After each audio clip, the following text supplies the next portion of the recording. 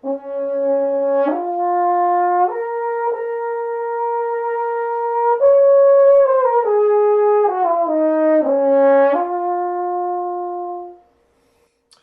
guys, if you can guess that tune, then please comment below and let me know. I will send you a free copy of my guide to the upper register if you know what that tune is from.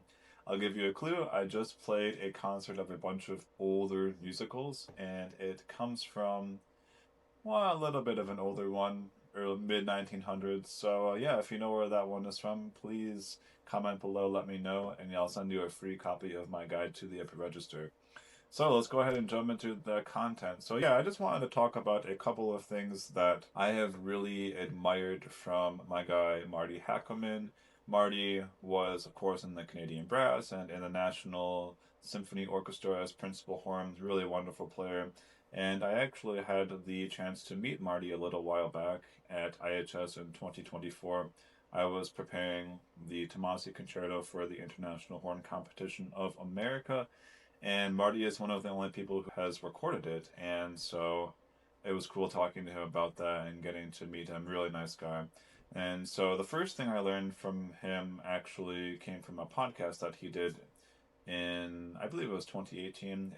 It was on the Brass Junkies podcast, and Marty was on. And one of the first things that he asked, or that he said when he was asked about what he had been working on recently, was he said, "I'm always trying to be more efficient." And this is coming from somebody who, again, was in the Canadian Brass and the principal horn of multiple major orchestras throughout Canada and in the US. And I just thought that was so cool, just to always be improving and always wanting to get better, no matter how good you are or how good you think you may be, just always striving to get to that next step. And that's something that I found to be the case with every high level professional that I've talked to, is that they're always trying to get better. They're always trying to get to that next level, to get to, so that their intonation is just like that much better, their accuracy, their range, all these things that we work on a daily basis as horn players.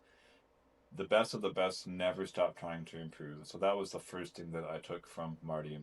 And the second thing was actually something that he talked about in the session that I went to at IHS. And he talked about, basically, you never ever want to let the horn tell you how you want the phrase to go. You always want to have the best idea of the phrase before you even ever bring the horn up to your lips. And the best way is actually to put the horn down and to conduct and sing. So if I was just going to go ahead and conduct and sing that phrase that I played earlier from Mystery Musical, what we're going to do is I'm just going to conduct it and sing it at the same time. And this is going to give me an example of how I would actually want to play this. So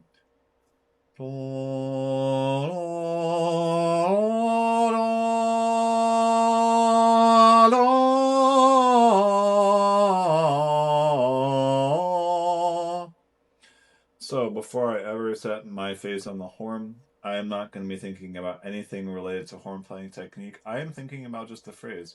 And then later I'll start thinking about what is it that I want to do to actually make that come out of the horn, but it always has to come from there first. Too often, and I've done this many times and still catch myself doing it too often, we'll just pick up the horn and play wherever the horn puts it. We'll just let it be there, but we really can't do that. We have to always make sure that the music is first, the idea of the phrase and the beauty that we want to come through, the exact sound that we want, we have to have up here.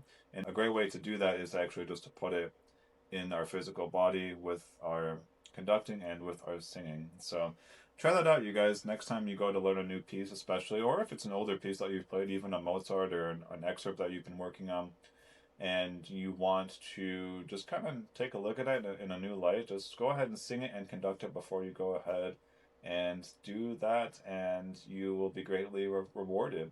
So if you like this content, please make sure to like and subscribe to this video. And if you feel like this was helpful and you're looking for something that's going to really kickstart your playing and take it to the next level, I do have a longer form masterclass that I have a link to at the bottom down here. Make sure to check that out. And if you feel like you have watched a little bit of my content, please make sure you watch a couple of videos and you enjoy me and my candor and everything that I'm about here. If you feel like you really have enjoyed this stuff and you would really like to take your playing to the next level, you can go ahead and jump on a one-on-one strategy session with me. And what that'll do is that'll put us in just a conversation just like this. We'll just be talking like this one-on-one into the camera. And what it'll do is just give us an opportunity to have a conversation about your playing and see if it's a good fit for you to possibly be part of the community that I've built and that I'm really proud of.